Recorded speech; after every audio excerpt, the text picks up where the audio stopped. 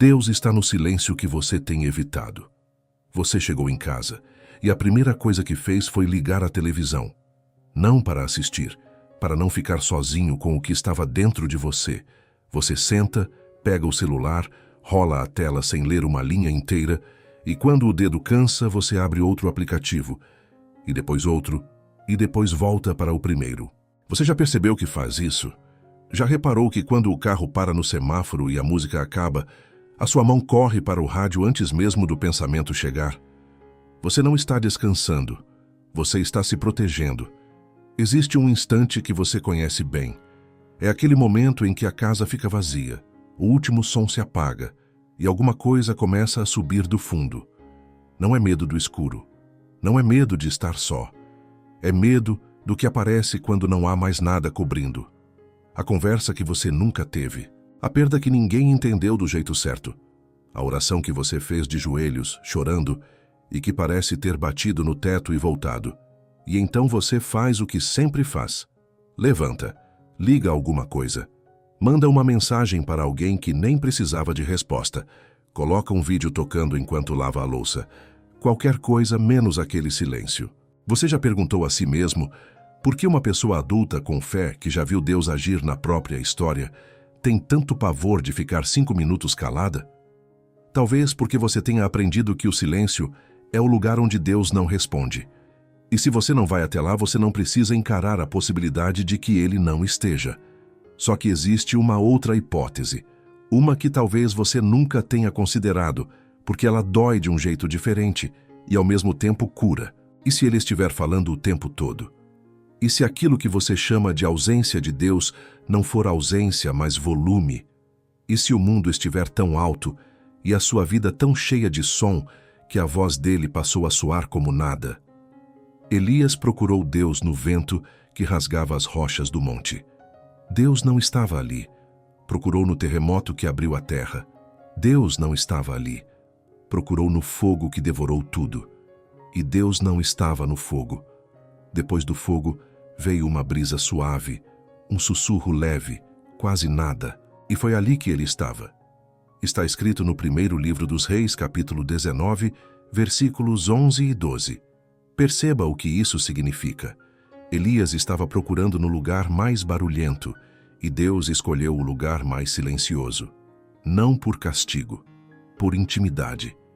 Existe uma coisa que você tem evitado há meses, talvez há anos, e talvez seja exatamente ali, naquele lugar que você contorna todos os dias, que ele está sentado, esperando você chegar.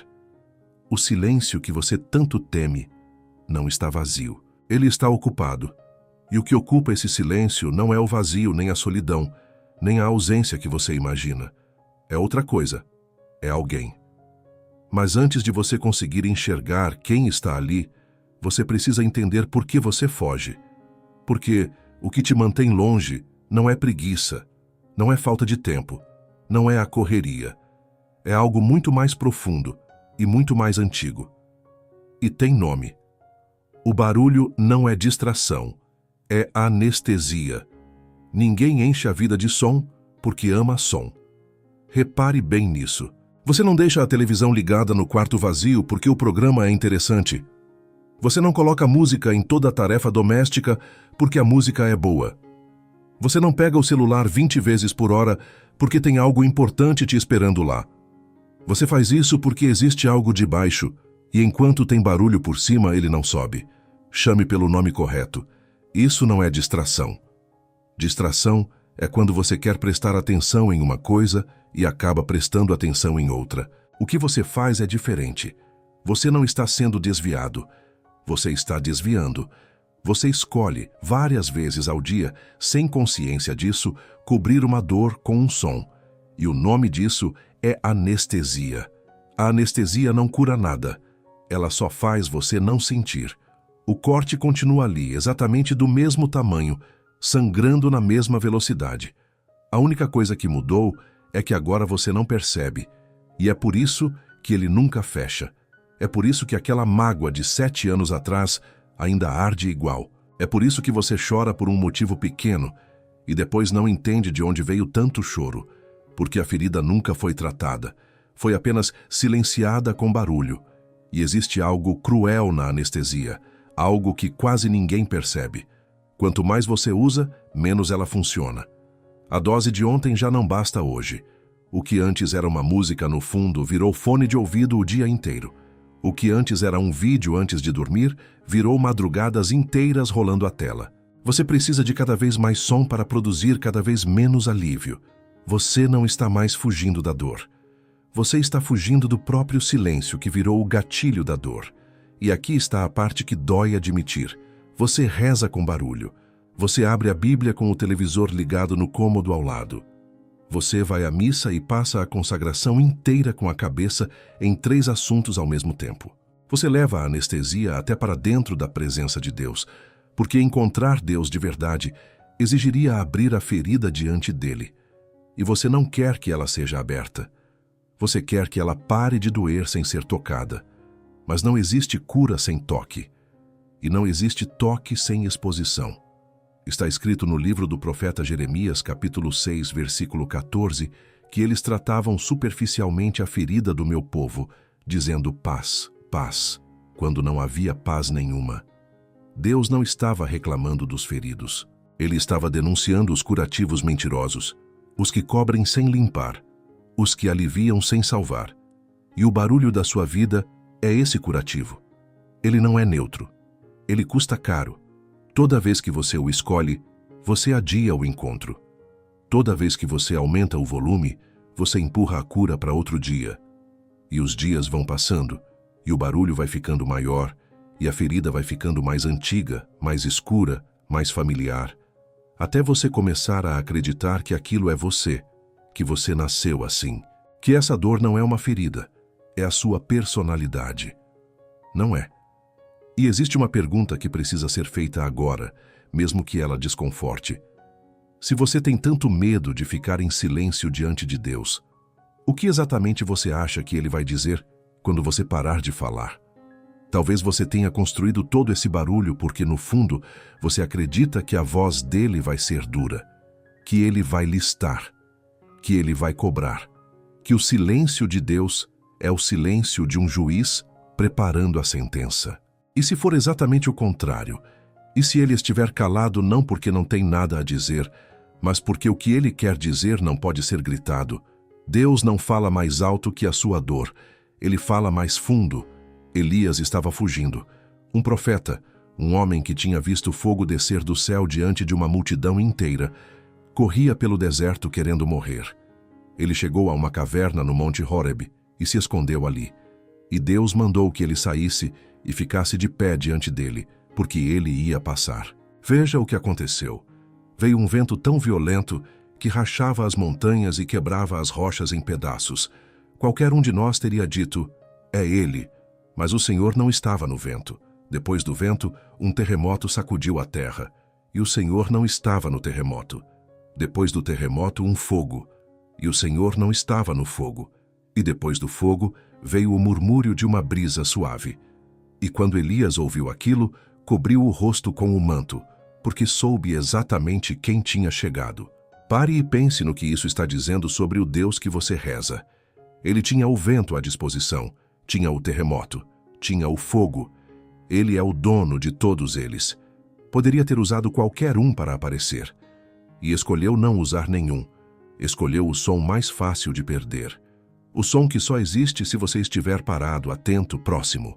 Deus se recusa a competir. Isso é o que quase ninguém entende. Você espera que ele grite mais alto que a sua dor. Você espera que ele seja mais barulhento que o seu problema, que a sua ansiedade, que a voz na sua cabeça repetindo que você não vai conseguir.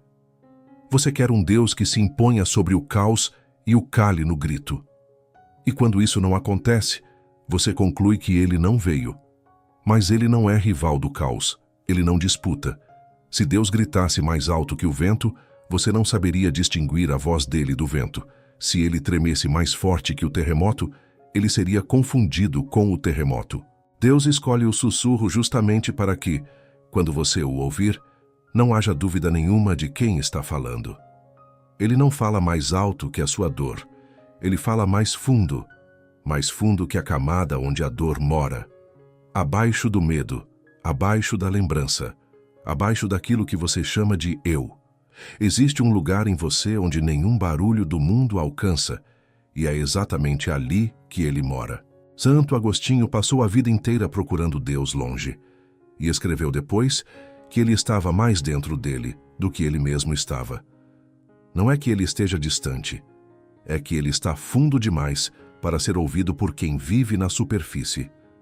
E há uma consequência disso que você precisa aceitar mesmo que não goste. Se Deus fala em sussurro, então a responsabilidade de ouvir é sua. Ele não vai aumentar o volume porque você está ocupado. Ele não vai forçar a porta.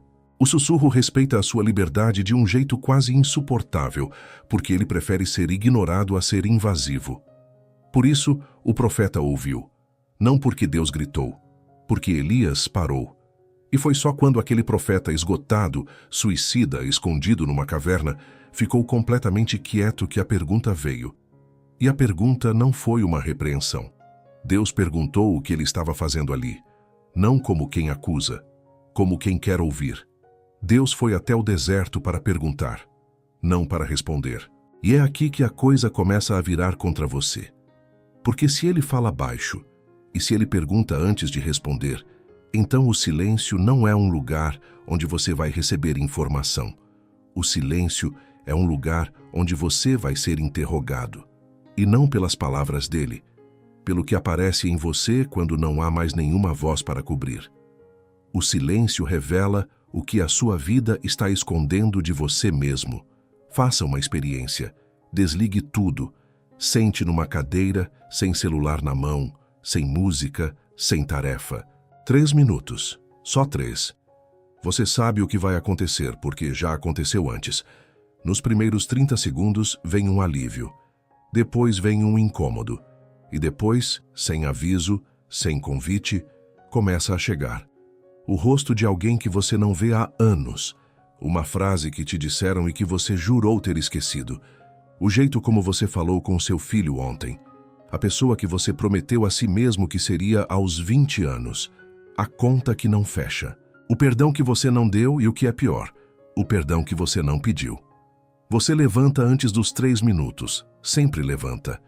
E aí você diz para si mesmo que não consegue meditar, que a sua cabeça é agitada demais, que você não tem perfil para essas coisas de contemplação. Mentira gentil. A sua cabeça não é agitada. A sua cabeça está cheia. E o silêncio não coloca nada lá dentro. Entenda isso com clareza, porque muda tudo. O silêncio não cria o vazio. Ele não fabrica a angústia. Ele não inventa a mágoa. Tudo isso já estava lá o tempo inteiro, respirando embaixo do barulho. O silêncio apenas acende a luz de um quarto que já estava desarrumado. Você não tem medo do escuro. Você tem medo da luz. Porque quando a luz acende, aparece a bagunça exata. Não a bagunça genérica, aquela que você admite em confissão de 2 minutos. Aparece o nome da pessoa. Aparece a data. Aparece a escolha específica que você tomou e que mudou o rumo de tudo, e que você nunca teve coragem de olhar de frente. Está escrito no Salmo 139, versículo 23, Sonda-me, ó Deus, e conhece o meu coração. Prova-me e conhece os meus pensamentos. Repare que quem escreveu isso não estava pedindo informação nova a Deus. Deus já sabia. O pedido era outro. Era para que Deus mostrasse a ele o que ele mesmo não conseguia ver sozinho. Esse é o serviço que o silêncio presta. Ele não te informa sobre Deus. Ele te informa sobre você. E é por isso que ele apavora tanto. Não é vazio o que te espera ali. É verdade. E a verdade sobre nós mesmos é a coisa mais evitada da história humana. Nós construímos civilizações inteiras para não precisar encará-la. Você constrói uma agenda inteira pelo mesmo motivo. Repare no seu calendário. Repare em como você o preenche. Não é só trabalho. É compromisso em cima de compromisso. É o sim que você deu sem querer dar. É a ocupação constante que te permite chegar em casa exausto demais para pensar. Você está cansado, sim. Mas talvez o cansaço não seja o preço da sua vida ocupada. Talvez seja o objetivo dela, porque quem está exausto dorme, e quem dorme não escuta. Existe uma frase dura de Blaise Pascal que vale ser dita aqui. Ele escreveu que toda a infelicidade dos homens vem de uma única coisa, que é não saber ficar quieto num quarto. Ele não estava falando de disciplina espiritual. Estava falando de coragem. E agora surge a pergunta que você tem evitado desde o começo deste vídeo. Se o silêncio só mostra o que já está dentro, e se o que está dentro é você, então o problema nunca foi o silêncio. O problema é que existe algo em você que você não quer que seja visto, nem por você. E se existe algo que você não quer que seja visto por você mesmo, o que você acha que sente quando lembra que Deus já está olhando? Nem todo o silêncio de Deus é castigo. Alguns são gestação. Você aprendeu a interpretar o silêncio de uma única forma, e essa forma é sempre condenatória. Se ele não responde é porque está decepcionado. Se ele não fala, é porque você fez alguma coisa. Se o céu está quieto, é porque o processo foi julgado e você perdeu. Existe uma preguiça espiritual escondida aí, e ela vai te custar caro. Você trata todo o silêncio como se fosse o mesmo silêncio, mas eles são diferentes, têm origens diferentes e exigem respostas diferentes. Existe o silêncio do juízo, aquele que Deus usa quando um povo inteiro escolheu o barulho dos ídolos e ele apenas se cala e permite. É raro, é grave, e não é o seu caso. Se fosse, você não estaria assistindo a isto. Quem está sob juízo não sente falta da voz de Deus, sente alívio pela ausência dela. Existe o silêncio do teste, aquele em que Deus recua um passo para ver se você anda sozinho, não porque ele duvide, mas porque você duvida. É o silêncio que forma músculo de fé. Ele parece abandono, mas é confiança depositada em você. E existe um terceiro, do qual quase ninguém fala, o silêncio da formação. Olhe para Nazaré.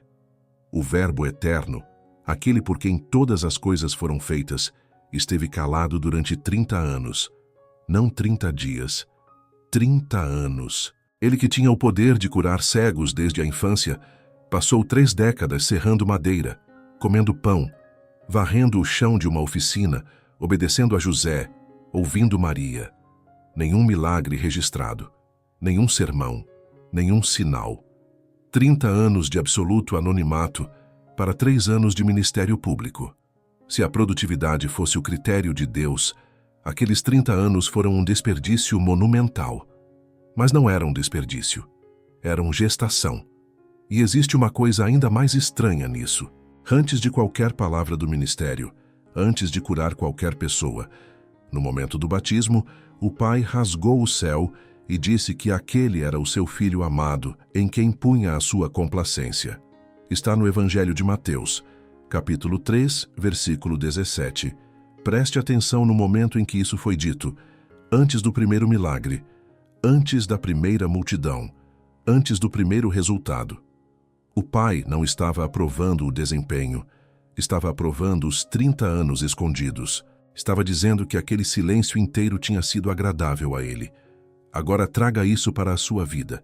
Você está numa fase em que nada acontece, nenhuma porta abre, nenhuma confirmação chega, nenhum sinal aparece. Você reza e não vem resposta. Você espera e não vem prazo. E você concluiu que está sendo esquecido, ou pior, punido. E se você estiver em Nazaré? E se este período horrível, sem visibilidade, sem colheita, sem aplauso, for exatamente a oficina onde ele está te formando para algo que você ainda não tem estrutura para carregar? O que Deus mais ama, ele forma no escuro. A semente apodrece embaixo da terra antes de ser árvore. O ferro fica horas na brasa antes de virar lâmina. O filho é gerado num lugar onde não entra nem luz, nem som, e ninguém chama isso de abandono, chama de gravidez. O silêncio de Deus na sua vida pode não ser uma sepultura, pode ser um ventre, mas existe uma diferença brutal entre estar num ventre e estar num túmulo, e ela não está no escuro. Os dois são escuros, os dois são silenciosos, os dois te deixam completamente imóvel. A diferença é que num deles você está sendo formado e no outro você está apenas sendo mantido. E você, sinceramente, não sabe em qual dos dois está. Talvez porque você nunca tenha ficado tempo suficiente ali para descobrir. Você sempre saiu antes, sempre acendeu a luz antes, sempre ligou o som antes. E talvez o motivo não seja o que você pensa. Talvez você não fuja do silêncio porque ele é escuro. Talvez você fuja porque lá dentro você não consegue se esconder. Você não tem medo do silêncio. Você tem medo de ser encontrado nele. A primeira coisa que o homem fez depois de errar não foi chorar, não foi pedir perdão, não foi se explicar. Foi se esconder. Adão ouviu o Senhor Deus caminhando no jardim à brisa da tarde e se escondeu entre as árvores. Está no livro do Gênesis, capítulo 3, versículo 8. Repare no detalhe que quase todo mundo atropela. Deus não veio no trovão, não veio no relâmpago, não veio com exército. Veio caminhando na hora mais mansa do dia, quando o vento fica leve e o calor passa. Veio do jeito que se vai encontrar alguém que se ama. E o homem correu. Ele não fugiu de um castigo, porque castigo nenhum tinha sido pronunciado ainda. Ele não fugiu da ira, porque não havia ira na brisa da tarde. Ele fugiu de ser visto, fugiu do olhar, fugiu de aparecer diante de Deus, exatamente como estava, sem cobertura, sem justificativa, sem versão editada de si mesmo. E Deus fez uma pergunta que ele não precisava fazer. Perguntou onde ele estava. Deus sabia onde ele estava. A pergunta não era geográfica. A pergunta era um convite para que ele saísse. Agora entenda o que isso revela sobre você. Você não tem medo do silêncio. Silêncio é ausência de som, e ninguém tem pavor de ausência de som. O que te aterroriza é outra coisa. É que no silêncio não existe apresentação, não existe currículo, não existe a versão de você que você mostra no trabalho, a versão que você mostra na família, a versão que você posta, a versão que você leva à igreja no domingo com a roupa certa e a expressão certa. No silêncio, só entra um. E ele vai inteiro. Vai com a inveja que ele nunca confessou porque teria que dizer o nome da pessoa. Vai com a raiva que ele chama de firmeza. Vai com o vício que ele chama de cansaço. Vai com o amargor de 10 anos que ele aprendeu a chamar de realismo. Vai com a parte que ninguém sabe e que ele reza para que ninguém descubra nunca. E é essa parte, exatamente essa, que Deus quer encontrar. Não a sua parte apresentável. Essa ele já viu, e ela nunca precisou dele. Você monta um homem inteiro para não ser visto, e depois pergunta por que a oração parece vazia. Ela parece vazia porque quem está rezando não é você. É a sua versão apresentável. Ela fala com Deus como se fala com um superior. Educada, correta, distante, sem nenhuma ferida exposta. Deus não conversa com máscaras, ele espera atrás delas. E aqui está a coisa mais difícil de aceitar em toda esta mensagem. Você não se esconde porque acha que Deus vai te condenar. No fundo do fundo, você teme algo pior. Você teme que ele te veja por completo, do jeito exato que você é com tudo isso, e ainda assim continue amando. Porque o julgamento você sabe suportar. Você já se julga sozinho todos os dias e já se acostumou com essa dor. O que você não sabe suportar é a ternura. Uma condenação te confirmaria naquilo que você já acredita ser. Um abraço, não. Um abraço destruiria a história que você conta sobre si mesmo há 20 anos. E é mais fácil viver como réu conhecido do que como filho perdoado, porque o réu não precisa mudar de vida. Ele só precisa cumprir a pena e continuar sendo o mesmo. Sair do esconderijo custa mais do que ser pego nele. Adão foi encontrado e foi vestido pelas mãos de Deus antes de ser mandado embora do jardim. Mas para receber a roupa, ele teve que aparecer nu.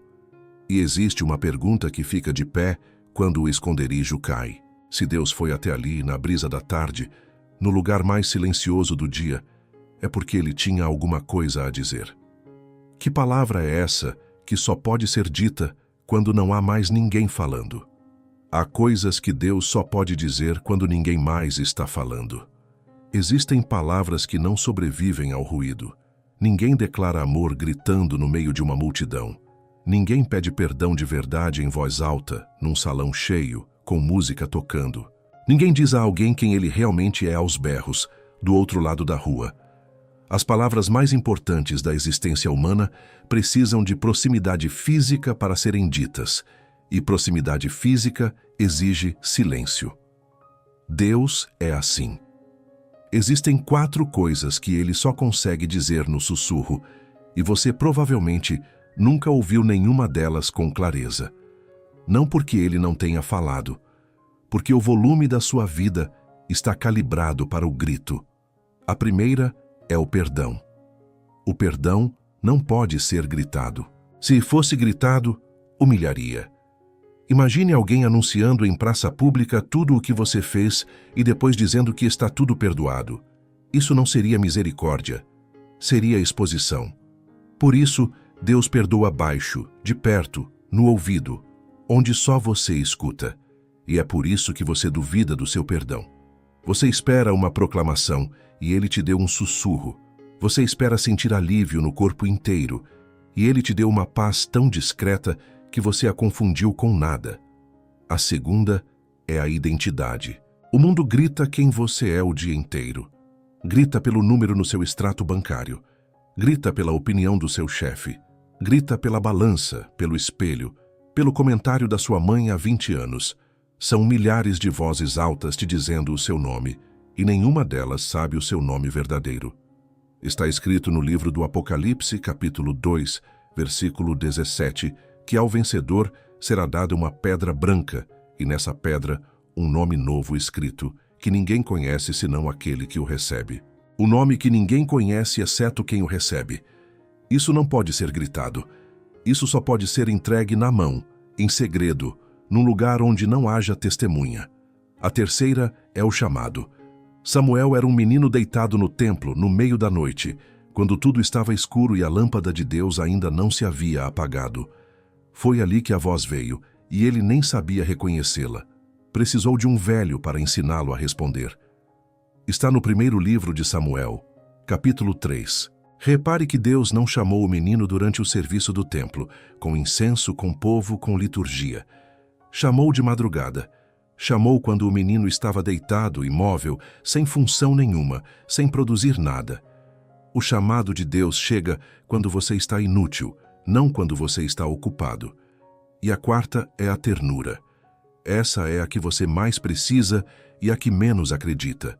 Deus quer te dizer coisas que não têm função prática nenhuma, nenhuma instrução, nenhuma correção, nenhuma tarefa. Ele quer simplesmente dizer que gosta de você. E você, quando ouve algo parecido, imediatamente desconfia, porque a sua cabeça foi treinada para receber ordens de Deus, nunca carinho. Agora, entenda por que o sussurro. Ele não sussurra por fraqueza. Ele sussurra porque o sussurro obriga à aproximação. Quando alguém fala muito baixo, você não pede que a pessoa fale mais alto. Você chega mais perto. Você se inclina. Você para de fazer o que estava fazendo, cala a sua própria voz e aproxima o rosto. O sussurro é a única forma de comunicação que não pode ser recebida à distância. Deus poderia ter te dito tudo isso de longe, mas Ele não quer só te informar, Ele quer te ter perto. Então Ele abaixa a voz, sabendo que a única maneira de você ouvir é vindo até onde Ele está. O volume da voz dele não é uma limitação, é um convite. E existe um lugar na história onde ele baixou tanto a voz que ela desapareceu por completo. Onde não houve sussurro, nem brisa, nem murmúrio. Onde o céu ficou absolutamente mudo e o mundo inteiro concluiu que tudo tinha terminado. Foi ali, exatamente ali, no silêncio mais absoluto que já existiu, que a maior obra de Deus estava sendo realizada. A cruz também foi um silêncio. E foi o mais fértil da história. Existe um dia no calendário cristão que quase ninguém sabe habitar. Não é a Sexta-feira Santa, com a dor visível, a cruz, o sangue. Não é o domingo com a pedra rolada e a alegria explodindo. É o dia do meio, o Sábado Santo. O dia em que Deus estava morto e enterrado e nada acontecia. Pense na condição espiritual daquele sábado. Os discípulos trancados numa sala, Maria em algum canto, sem ninguém para consolá-la, porque quem consolaria a Mãe de Deus? As mulheres separando especiarias para um cadáver, sem esperança nenhuma de que fosse necessário. O corpo dele parado numa pedra fria, com um selo do império do lado de fora. E o céu, absolutamente calado. Nenhum anjo naquele dia, nenhuma visão, nenhuma promessa lembrada, nenhum sinal. Se você tivesse perguntado a qualquer discípulo, no sábado de manhã, se Deus tinha um plano, ele teria rido de você. Ou chorado. O plano estava morto. Eles tinham visto o plano morrer, tinham ajudado a carregar o plano até o túmulo. Todo mundo ali tinha certeza absoluta de que era o fim. E todos estavam errados. Enquanto o mundo dormia convencido do fracasso de Deus, a maior obra da história do universo estava sendo realizada, em silêncio, no lugar mais escuro que existe. O credo diz que ele desceu à mansão dos mortos. Naquele sábado, sem nenhuma testemunha, ele estava indo buscar quem esperava há milênios. Nada visível, nada audível, nada palpável. E era o momento mais fértil que já existiu. Agora traga isso para o seu sábado, porque você está você está no meio. A dor já veio, isso você sabe. Você viveu a sua sexta-feira e ela quase te matou. Mas o domingo não chegou. E você está preso nesse intervalo horrível, onde nada dói tanto quanto antes, e nada melhora, e nada se move, e Deus não fala. O erro é ler o sábado como se fosse o fim da história. Os discípulos cometeram esse erro. Eles não estavam mentindo, não estavam sendo infiéis. Eles estavam apenas lendo o silêncio como conclusão, quando ele era a transição. Eles interpretaram a ausência de sinal como ausência de ação. E a distância entre o desespero deles e a verdade era de menos de 24 horas. Isso deveria te aterrorizar e te consolar ao mesmo tempo, porque significa que é perfeitamente possível estar a poucas horas do maior milagre da sua vida e não sentir absolutamente nada. Significa que o silêncio de Deus não é um relatório do que Ele está fazendo. Ele não te informa de nada. Ele só esconde. Está escrito no Evangelho de João, capítulo 12, versículo 24, que se o grão de trigo caindo na terra não morrer, permanece só. Mas se morrer, produz muito fruto. Repare no que Cristo não disse. Ele não disse que o grão sofre. Ele disse que o grão fica só. A solidão é parte do processo, não um erro dele. Debaixo da terra, o grão não vê nada, não escuta nada, não tem prova nenhuma de que existe um sol lá em cima. E é exatamente nessa cegueira total, nesse silêncio absoluto, que ele deixa de ser semente e começa a ser árvore. O seu silêncio não é uma sepultura definitiva, é sábado santo. E o sábado santo tem uma característica que você precisa gravar. Ele não é interrompido pelo esforço de ninguém. Nenhum discípulo rezou o suficiente para acelerar a ressurreição. Nenhuma mulher chorou o bastante para rolar a pedra. Aquele dia terminou porque tinha um prazo determinado por Deus, e não porque alguém conseguiu forçar a saída dele. O que significa que você não precisa fazer barulho para sair do seu. Você só precisa permanecer. E aqui, algo começa a mudar de sentido. Porque se no lugar mais silencioso da história, Deus estava trabalhando, então o silêncio nunca foi o lugar onde você perde alguma coisa. Talvez seja o único lugar onde alguma coisa está sendo devolvida. O silêncio não te esvazia. Ele te devolve. Faça uma conta honesta. Quantas das vozes que estão dentro da sua cabeça neste momento são realmente suas? A voz que diz que você precisa provar alguma coisa. De quem é? A voz que compara a sua vida com a de alguém que você nem conhece direito. De quem é? A voz que te disse aos 8 anos que você era o difícil da família. De quem é? A voz que te obriga a responder sim, quando o corpo inteiro está dizendo não. De quem é? Você não é essas vozes. Você as hospeda. E existe algo cruel nelas. Elas só falam quando há barulho. Elas precisam do ambiente cheio, da comparação, do movimento, da pressa. Elas se alimentam de multidão. Coloque essas vozes num quarto vazio, com a porta fechada, sem tela, sem música, sem ninguém para julgar, e elas emudecem uma por uma porque perderam a plateia. E é aí que você descobre a verdade sobre o silêncio. Você acha que ele vai te esvaziar. Você acha que vai perder alguma coisa lá dentro, que vai sobrar menos de você. É o oposto. O silêncio não retira nada que seja seu. Ele retira o que nunca foi. Sai a opinião emprestada. Sai a expectativa que alguém colocou nas suas costas quando você tinha idade demais para recusar e pouca coragem para dizer não. Sai a identidade que você construiu para agradar, aquela que funciona bem em qualquer sala e não pertence a nenhuma. Sai a urgência artificial que faz você correr sem destino. Sai a necessidade compulsiva de ser útil para ter valor. Quando tudo isso cai, existe um pânico de alguns instantes. Porque parece que sobrou nada. Não sobrou nada. Sobrou você. E você não reconhece, porque faz tempo demais que não se encontra sem companhia. Está escrito no livro do profeta Isaías, capítulo 30, versículo 15, que na quietude e na confiança está a vossa força. Não na atividade, não no esforço, não na demonstração. A força não é gerada, é recuperada. E ela é recuperada num lugar onde você não faz absolutamente nada. Isso ofende a sua cabeça e é natural.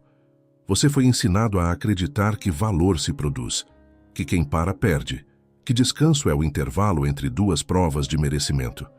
Mas você não é aquilo que você entrega. Há uma versão sua que existia antes do mundo começar a te editar. Antes das notas, antes dos elogios condicionais, antes da primeira vez em que você entendeu que ser amado dependia de comportamento. Essa versão não morreu. Ela foi apenas soterrada, camada sobre camada, por décadas de vozes que não eram suas. Está escrito no livro do profeta Jeremias, capítulo 1, versículo 5, que antes que ele te formasse no ventre, ele já te conhecia. Antes do ventre, antes do corpo, antes de qualquer coisa que você tenha feito ou deixado de fazer. Existe um pensamento de Deus sobre você que é anterior à sua história inteira, e nenhum fracasso da sua vida chegou perto dele para poder corrigi-lo. O silêncio é o lugar onde você é devolvido a esse pensamento. Não devolvido ao passado, porque não se trata de nostalgia.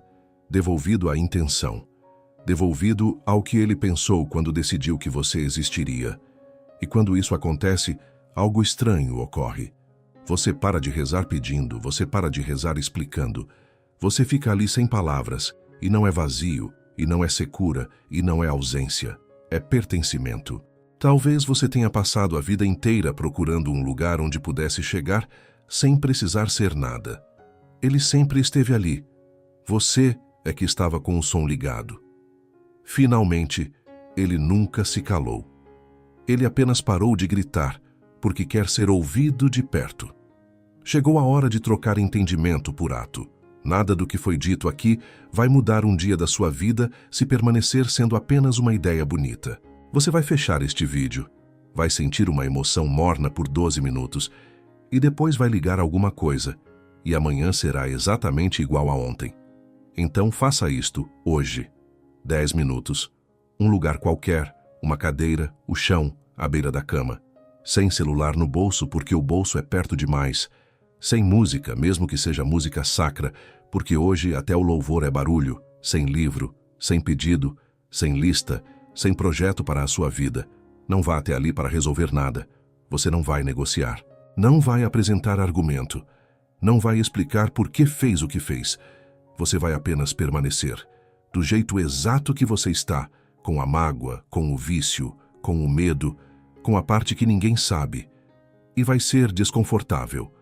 Nos primeiros minutos vai vir tudo aquilo. Deixe vir, não expulse, não se corrija, não se console, fique. E não espere que ele fale. Isso é o mais importante e é onde quase todo mundo desiste. Você vai querer um sinal, um arrepio, uma lágrima, uma frase clara na cabeça, uma certeza no peito. E talvez nada disso venha. Talvez venham 10 minutos de nada e você levante achando que perdeu tempo. Não perdeu. Porque a promessa nunca foi que você receberia uma resposta. A promessa é outra e é infinitamente maior. Está escrito no Evangelho de Mateus, capítulo 28, versículo 20, que Ele está convosco todos os dias, até o fim do mundo. Todos os dias. Inclusive, os dias em que Ele não diz nada. Inclusive naquele ano inteiro em que você achou que estava sozinho. Ele estava presente em cada uma daquelas noites, sentado ao lado de uma pessoa que tinha a televisão ligada para não o escutar. Ele nunca saiu. Ele apenas parou de gritar, porque quem grita está longe. E ele decidiu chegar perto. E existe uma coisa que ele quer dizer a você, e que ele tem tentado dizer há mais tempo do que você imagina. Não é uma repreensão, não é uma cobrança, não é a lista das coisas que você deveria consertar. É que você já é amado. Agora, exatamente assim, sem consertar nada antes. Antes de você melhorar. Antes de você mudar. Antes de você merecer. Essa frase não sobrevive ao barulho. Ela é frágil demais. Ela precisa de um quarto quieto e de alguém disposto a não fugir dele. Vá até lá. Não porque você está pronto. Ninguém está. Vá porque o silêncio que você tem evitado a vida inteira não é o lugar da ausência dele. É a sala onde ele te espera, sentado há anos, com uma paciência que você não merece e não precisa merecer. Ele não vai te cobrar a demora. Ele vai apenas levantar os olhos quando você finalmente entrar e dizer o seu nome. O verdadeiro, aquele que ninguém mais conhece. E naquele instante você vai entender que Deus nunca esteve calado. Você é que estava com medo do que ele diria.